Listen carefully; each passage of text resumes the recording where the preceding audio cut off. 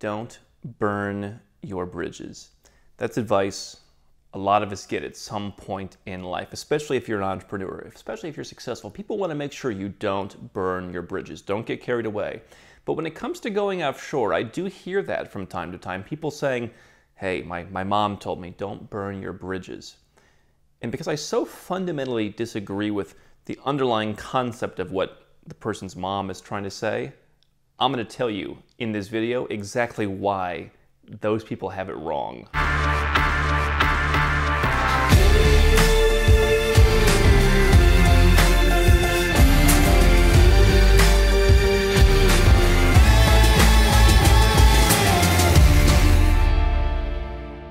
Hey, I'm Andrew Henderson, and I have heard this saying myself, don't burn your bridges. I think if you've ever tried to do things differently than most people, someone's probably told you not to burn your bridges. And so I wanted to adapt this to the offshore world we live in, because I know that there are some of you out there who have someone else whispering in your ear, be careful. And so if you leave your country, because you just don't want to live there anymore, you want a better lifestyle, lower cost of living, lower taxes, better social opportunities, all of the above, whatever. Now, if you just leave the country, if you are a U.S. person, you're going to leave, you're going to keep filing taxes, you're going to keep being subject to regulations. If you're pretty much everybody else, you're going to leave your country and you'll have the opportunity to come back. In all these cases, you will have the opportunity to come back. And so if your goal is simply to move overseas, take advantage of some tax benefits, some lifestyle benefits, and someone's telling you don't burn your bridges, you need to tell that person they're uninformed. What is the bridge that's being burnt by saying, I'm from the United States, I'm going to go live in Malaysia for 5 years, and I'm going to take advantage of everything that has to offer. And you know what? If I don't like it, I'll come back. I haven't burnt any bridges. There is, I think, in many Western cultures, and it's isolated, really, in my opinion, to Western cultures, this idea that if you leave the farm, you're a traitor.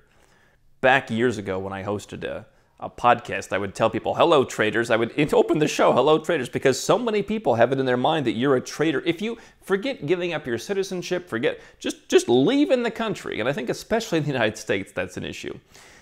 In most other parts of the world, it's not only accepted, but sometimes it's encouraged. Oh, you're moving to the United States? Oh, that's delightful.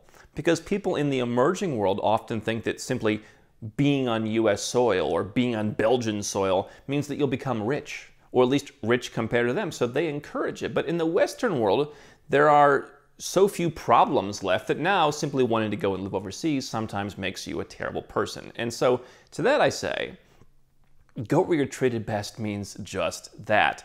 It doesn't mean listen to 12 other opinions of people who are irrelevant and don't understand what you're doing. It means go where you're treated best. Go where you get what you want and what you need. And if that's not in your country, then so be it, right? There's this weird concept that it's up to us to provide to the country, but not up to the country to provide to its own citizens.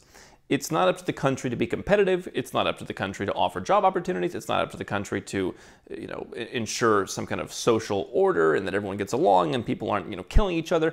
None of that's their responsibility. It's your job to stay there and be a proud little patriot.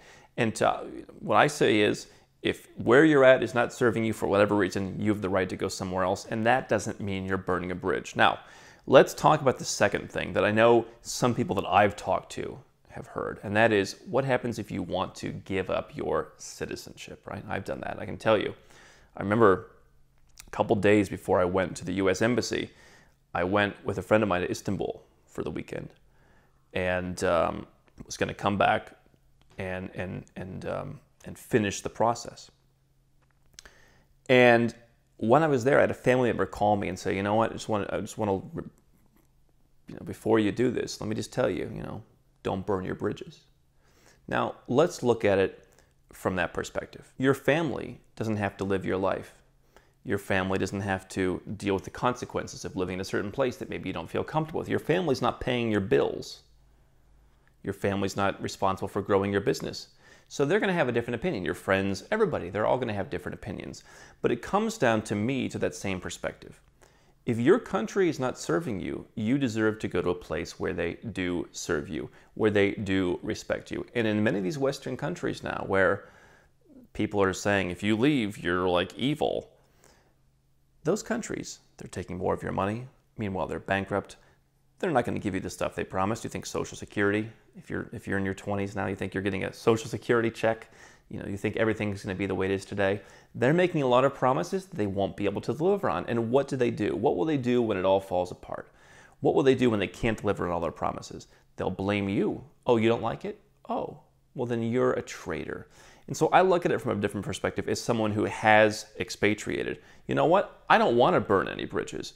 I really don't. And honestly, for me, the expatriation process was very calming for me, because now all those things I didn't like, it's just someone else's country. And now I have a greater peace about it. And now I'm not constantly upset. I'm not angry. I remember many, many years ago when I first thought, maybe I'd like to expatriate, there was an anger surrounding it. And when I talked to friends before I expatriated, before I actually did it, and they knew me back years and years ago, they said, your demeanor has totally changed. You're ready for this.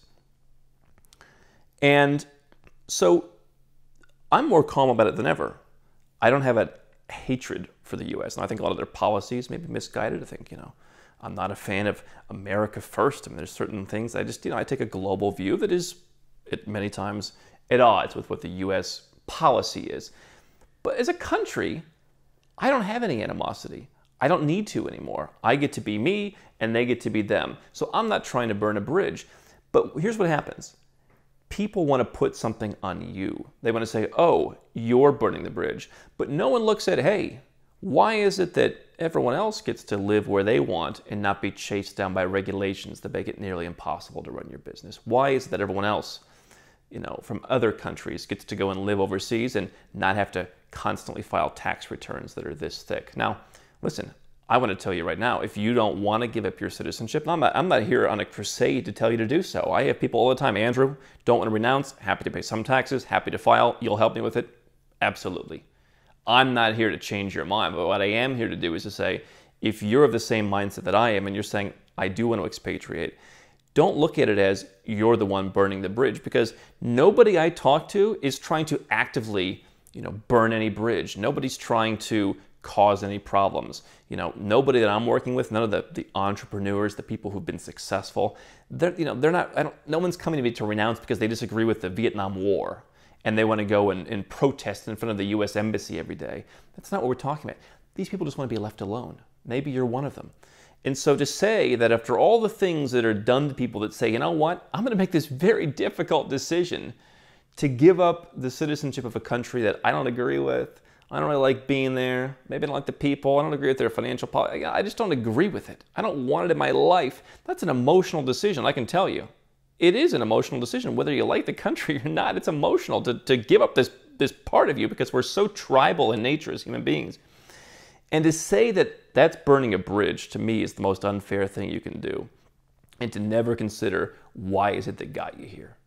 Now, are you actually burning a bridge the way people are saying? If you renounce your citizenship, can you come back? Generally speaking, yes. There's some criteria you need to follow. You might need to get a visa. I've seen people get visas. I've seen other people who don't need visas just come on back in. And so, is the goal to not have the citizenship, or is the goal to make sure you're allowed to come back in, right? So I think that really most people look at it the wrong way because they have this sacrosanct view of nationality that if you ever go at odds with the common view, you're bad.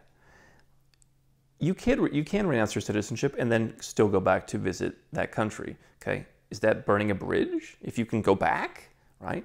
And here's the other point I would say, people would say, okay, well, if you're not a citizen, they don't have to let you in. They don't have to give you a visa. They can, make all kinds of rules. And do you know what I say? I say that says more about them than it does about me. I'm sitting here.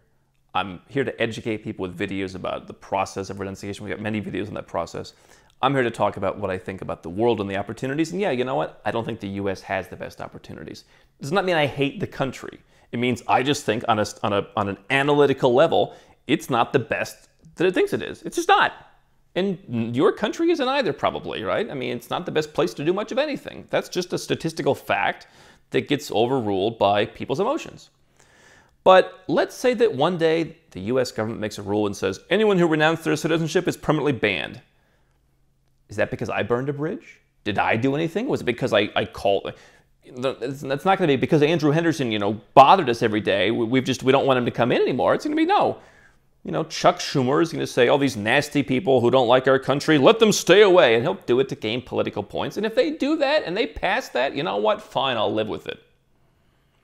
Because it really does say something that they're the ones burning a bridge. But nobody looks at it that way. It's always you. It's always your fault. And you know what? That's a great way to get ahead in business. It's a great way to get ahead in life, is to be self-aware and to be analytical and to say, hey, what can I improve? What can I change? But you know what? If you make a decision to go where you're treated best and you decide this is not serving me, but this is, and you go here and the grass is indeed greener, and you go and you get everything that you need, and the person over here wants to be all hurt about it, like a scorned ex-lover, who's going to come, then that's their problem, really.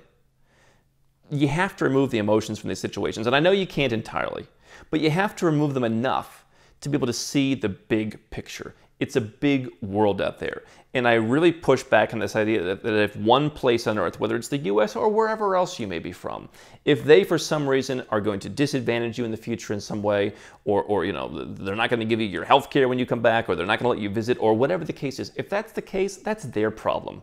Okay? Successful people make lemonade out of lemons, right? If one country's no longer in your mix, to me, I know it's a difficult thing. I'm not saying I hope it's the case. I don't even think it will be the case. But if it was the case, you have to know that whatever decisions you make now to go where you're treated best are ultimately going to serve you better, and most people aren't going to understand that. Hi, I'm Andrew Henderson from Nomad Capitalist. I wrote this book, which you can find on Amazon, to distill a lot of the stuff we talk about in these videos and a lot of the stuff I've learned over the last decade plus traveling all around the world, teaching you about how to legally reduce your taxes, build your personal freedom, and create wealth faster. Definitely get a copy of this book if you want to learn more. Now, if you want to watch more videos, make sure you subscribe to our channel and make sure you click the notifications bell so you never miss one of our new videos with more tips on how to go where you're treated best. And if you're already a 6- or 7-figure entrepreneur and you'd like to put these strategies in place for yourself, go to nomadcapitalist.com and learn about how I can help you.